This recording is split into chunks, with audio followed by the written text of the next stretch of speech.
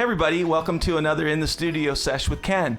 This week my guest is Elizabeth Lane from Hi. Alexandria, Virginia. Yes, thank you for having me. Yeah, well, let's tell the story of why you're here, because there's always a reason why people are here. We've not played together. No. Today's the first time we met. Mm-hmm. However, your uncle posted a video about you winning a contest. And your uncle is a friend of mine from high school. Yes. Chamber Stevens out in Los Angeles, out in California. LA. Yep. So Chamber and I have been friends since about 8th grade, and he was proud of you for winning a songwriters contest. Yes. Tell me about the winning this contest that he posted about. So I first applied for this Bernard Ebb songwriting competition. Back in December, I sent in a song, not really thinking too much of it. My voice teacher just told me I should apply, and then I ended up being selected as a finalist, and so then in April, I performed my song live, Lost and Found, in front of a panel of judges, and then, they selected me as the winner of the Young Songwriters Award, and it's for DC, Maryland, and Virginia songwriters, and that was a Now, did while you win ago. some money for that, or? I did. I did win some money, and I'm gonna put that all towards recording. Okay, good, yeah, smart. Yeah, and so, hopefully gonna record some new songs this. And the this prestige was what really felt. It's got to be encouraging. Yeah, honestly, I was not expecting to win at Yeah. all because I got on stage and I completely forgot my lyrics to the entire second verse of my song, and that's pretty important at a songwriting competition to know your lyrics. Did you recover? Did you? I was thinking, the entire second verse, I was like, okay, the only way I can make up for this is if I absolutely nail the bridge. So Okay. I think I recovered decently, but All right, good. I mean, I must have if I won, I guess, so. So this is you. How did you get into music? What was the start for you with music? So I first started taking piano lessons when I was 5 years old, and I did that until 8th grade. And then after I quit piano in 8th grade, I really didn't do anything with music at all until COVID happened. It was my freshman year of high school, the end of my freshman year. My parents signed me up for voice lessons just because we had so much extra time. I wasn't doing anything. Get you out of the house. Yep, so I just did voice lessons for a while, and then after a couple months with my wonderful voice teacher Taisha Estrada at Rock of Ages Music in Alexandria, she encouraged me to write my first song, and that was in September of 2020. And then since then, I've just... Now, this Rock of Ages, that's like one of those School of Rock places, right? My daughter goes to one here in Frederick area. It's called Let There Be Rock School. So they play all the time. You probably got to do that. Not only learn how to sing, but perform with others, all of that. They actually, I'm not in a band there, but the bands there, they perform at Union Stage. It's these big venues, and we always have open mics and little recitals and stuff. So definitely that kind of got me more comfortable being on stage and performing in front of people, was just starting at those open mics. Yeah, and so songwriting was part of it, not just playing songs that you learned or just learning to sing or singing an Adele song or you like Phoebe Bridgers. Yes, I do. And other songwriters. So you could learn how they sing, but you wanted to kind of have your own voice and do your own thing. What made you decide you had something to say as a songwriter? Honestly, I never thought of writing a song until Taisha Estrada just encouraged me to do so. The first song I ever wrote, it was called Press Pause, and it was about growing up, and it was on my ukulele. And then she really just saw something in me, and I was gonna say, did her jaw drop? Did you really, or did you take you a while to get a good one out? No, honestly, now looking back, it's those songs are not the best, but I'd say for my first song, she was definitely pretty impressed, and then from there I just kept writing, and a lot of those songs on my first EP that I released 2 years ago now, a lot of those songs were the songs that I wrote when I was 15. It was mediocre at best. That was the 5th song I wrote. Well, it's like anything you practice. You got to have some original models to get you going, and then you get better and better, right? Yeah. And especially during COVID too, it was like I had like nothing else to do. So sit around and write. Exactly. Yeah.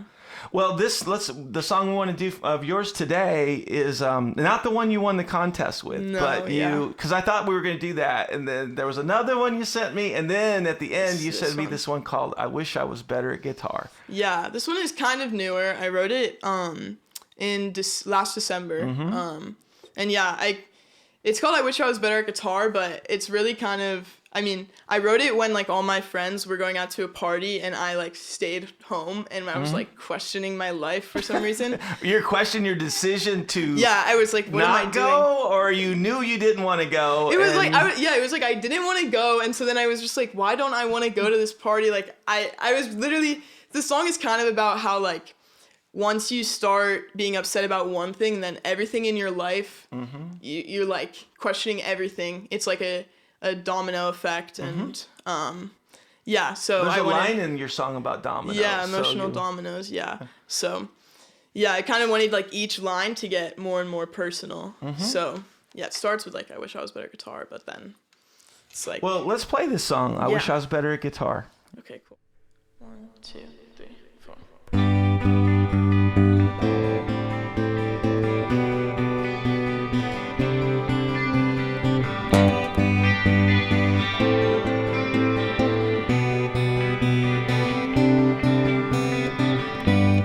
I wish I was better at guitar.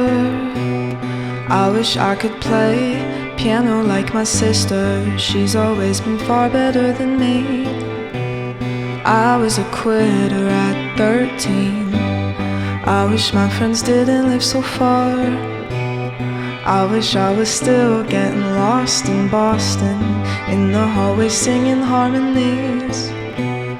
Feels like just last week. It's tempting to feel empty, for some pain so I can write a good song. But once I start crying about one thing, I remember everything else wrong. I don't feel lonely, but I do feel alone. I think I should be happy on my own. People surround me, though I never feel secure. The path is clear, but the end is obscure. I wish that I could connect the dots. I wish I could see the bigger picture. October has never felt so long, waiting for the break of dawn. I wish I could keep up with the times. I wish my legs could run as fast as my head, looking for a place where I belong. What's good is gone. It's tempting to feel empty, for some pain so I can write a good song. But once I start crying about one thing, I remember everything else wrong. I don't feel lonely, but I do feel alone. I think I should be happy on my own. People surround me, though I never feel secure. The path is clear, but the end is obscure.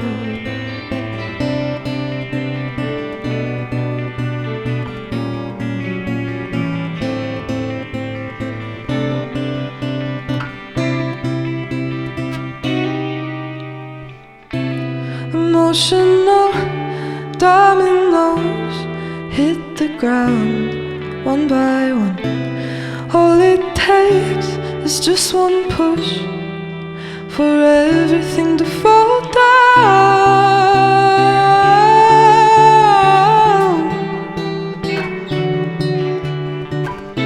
My safety net is gone.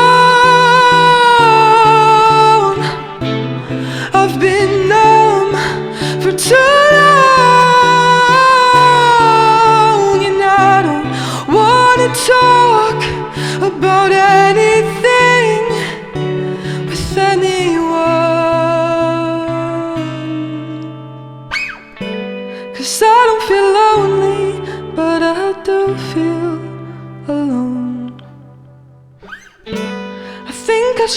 be happy on my own. People surround me, though I never feel secure. The path is clear, but the end is obscure. Oh, that was beautiful, Elizabeth. I got chills. It's like, that's so nice. I tried to stay out of your way. No, it sounds it's good. Such a pretty song. Yeah, and I was thinking about that. I wanted to play this guitar, even though it's hard to stay in tune. But I was thinking about your COVID, you know. I had something similar when I was your age. I was a football player. I played football at Hendersonville High School, and I was supposed to go to college and play, but I tore my posterior cruciate ligament, and I couldn't leave my room. I played every sport in high school.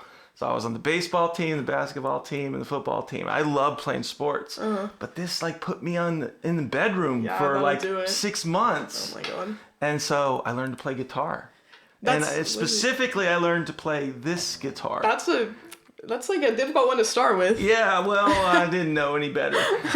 But anyway, so, you know, those things that, you know, seem like they're put you off schedule, put you on schedule sometimes. No, yeah. I quit. I played volleyball my entire life, and then I quit, and I played for music. So yeah, well, you probably year. the thing about like athletics is you can only do it for a little while. Yeah. But music, I'm getting old now, and I can still do it. Yeah. So, you know, as long as you got a little bit of voice and a little bit of, it'll stay with you your whole life. Very true. So what an exciting future ahead. Okay. All right, Elizabeth, let's do this next song. We always do a cover song on this show, and so you picked Phoebe Bridgers. Yes. So everybody gets starts. I heard that you have a song that is going to be in a movie soon. Yes, I do.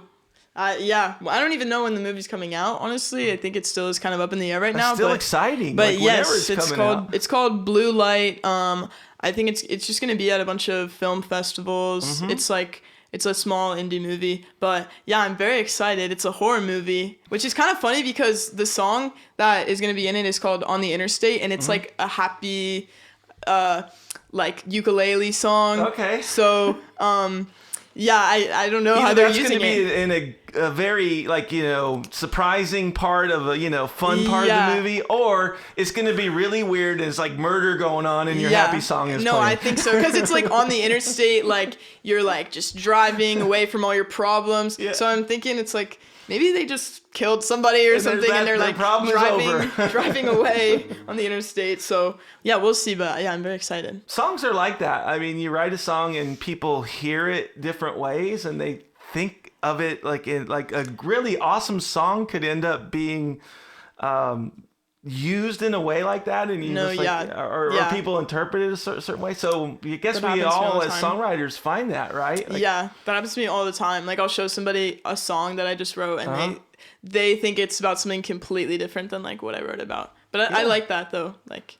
Yeah, different meanings for everybody. It's like a painting. Like, you know, I'm an art major, so when you do that, you do painting and someone sees something that you don't see. That's actually like a bonus. Yeah, no, I love that. Yeah. So this Phoebe Bridgers song is kind of sad. Yeah, a lot of her songs are pretty sad. Are they? I heard her on the radio yesterday. Her and her brother do a radio show on XM Sirius Radio. I didn't even know that. XM Sirius XMU.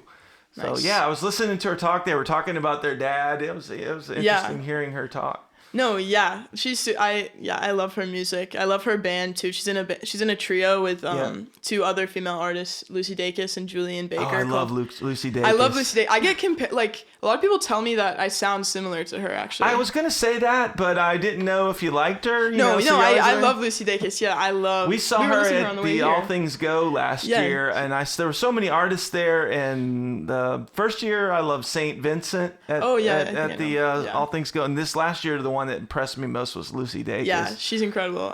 We were listening to her. She's from like Richmond or something like that. Yeah, she's from Virginia. Yeah. So you her got lyricism is just like I love. And same with Phoebe's lyricism. Like I just love how all of their songs tell a story and like you can I don't know. It's all like painfully relatable as well. Do you think that like listening to artists you like give you sort of the fuel for your songwriting, right? Oh, for sure. Yeah, because like you can see the sort of evolution of my music taste. Like the music that I listen to has changed a lot since I was like 15 writing my first songs. I was listening to a lot more like Olivia Rodrigo and like Taylor Swift, more like mainstream pop artists. And now, obviously like Phoebe Bridgers is like very mainstream. You like finding the nuance. And things. They're kind of like, I would say more like pulled back and acoustic sort of singer-songwriter, folky inspired. Well, it certainly showed up in that last song we did of yours. Yeah, which, you know, it seems so simple, but you know, it was hard to learn, and it's a very complex and delicate song, and it's hard, you know, it's easy to write a C, G, D, back to C, G, D song, you know, but it's hard to write one as like you did. So, you know, I think that you're probably learning a lot. Yeah, definitely. I think. Well, let's do this Phoebe Bridgers song called Funeral. Let's do it. 1, 2, 3, 4.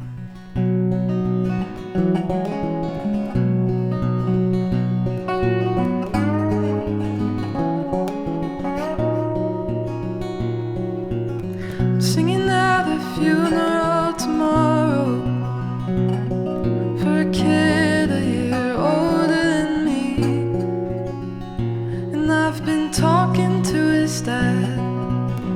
Makes me so sad when I think too much about it. I can't breathe, and I have this dream where I'm screaming underwater while my friends are waving from the shore.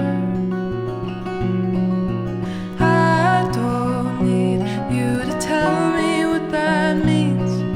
I don't believe in that stuff anymore. Jesus Christ, I'm so blue all the time, and that's just how I feel. Always have, and I always will. Always have and always will. I have a friend I call when I've bored myself to tears, and we talk until we think we might just kill ourselves, and then we laugh until it disappears. And last night I blacked out in my car, and I woke up in my childhood bed, wishing I was someone else, feeling sorry for myself. Then I remembered someone's kid is dead. Jesus Christ, I'm so blue all the time, and that's just how I feel. Always have, and I always will. Always have and always will.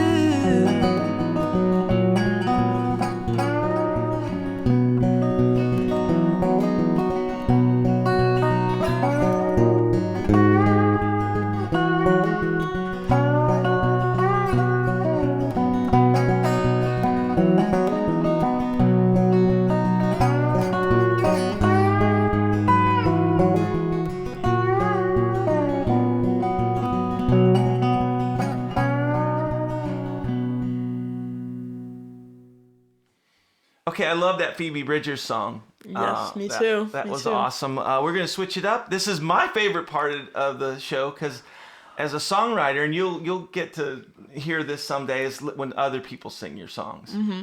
So I'm looking forward to you singing. I'm excited. Song with me. I like this song. Oh, thanks. Good. Thanks. I wrote it like you during pandemic. I was playing a lot, and I think I was just lamenting over, you know, like trying to be somebody you're not, you know, especially in a relationship, right? Yeah. You're not there yet. You'll get there someday. But you know, you're trying so hard to attract somebody and, be who they want. Yeah. And then you just you stop being who you are. Yeah, it's interesting. I literally just wrote a song about that a week ago. It's interesting. That's it's relatable for people across all, ages, genders, whatever. Yeah. Everybody because we all try to be a little bit of something else when we're trying to, be with some, you got to give and take, but there's some point where it breaks you, you know?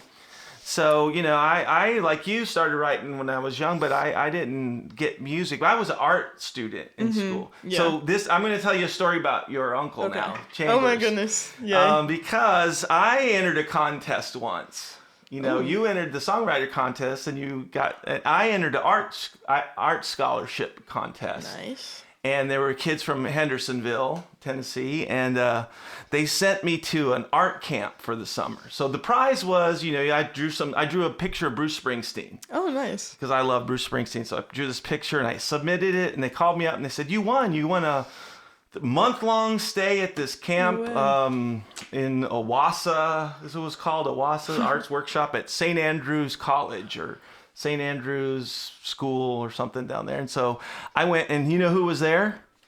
Chambers. Oh my gosh. It was dancing, performing arts, and you're going to school for theater, film, right? Yeah. So it was that artsy thing. So there were all these art students, and I was doing art and printmaking and all that, but so here's the funny story. We were both there, and I knew he was there, and we didn't ever hang out much. When I was at camp, I was a jock, I said, so I found the only other jock there, and we played basketball every day. But I would run into Chambers, and all the girls, there were way more girls than boys there. Yeah. So it was a fun camp, but the girls on campus decided they were going to have a best buns contest. Oh. And they were all voting, and you know who the winner was? Was it Chambers? It was Chambers. No way! Oh my gosh! So I was a little jealous of not winning the best buns contest at art camp. I need to make fun of him for that now. So, but he won. Yeah. Wow. But he in defense, he was hanging around everybody that was voting all day. I was just with my basketball friend and a couple art guys. Yeah. So he campaigned way better than me. Yeah. Very extroverted guy. Yeah. Yeah. So and we've been friends since. It's funny, since the Facebook came along, we've become better friends. We didn't hang out much. My dad says the same thing. He's reconnected with all these people from Hendersonville. So because he was in the band and in theater. And I wish I was more into theater then. I probably would have liked doing it. But I was too busy, and he was too busy. So we just, we kind of caught up later and have been friends, nice. Better friends now than we were then. Wow, so it's nice. The power of the internet. It is. It's nice. So, and we got to meet you. Yeah. So, let's do this song of mine called Only Being Me. Okay, cool. And we'll give it a go.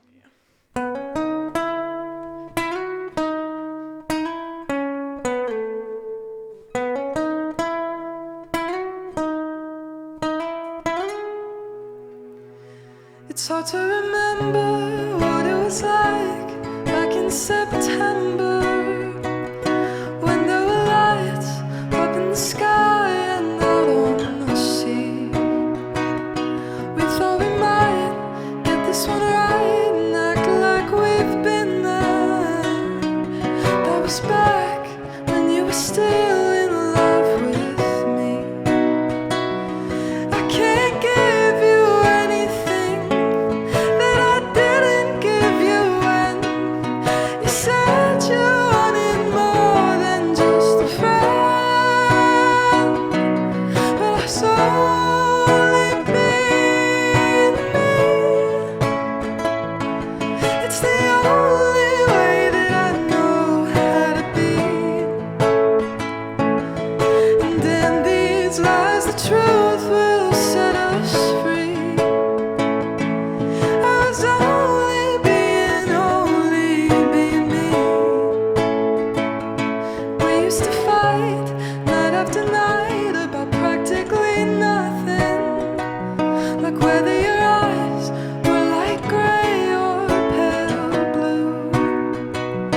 You held a grudge and then you judged without hesitation. Anything I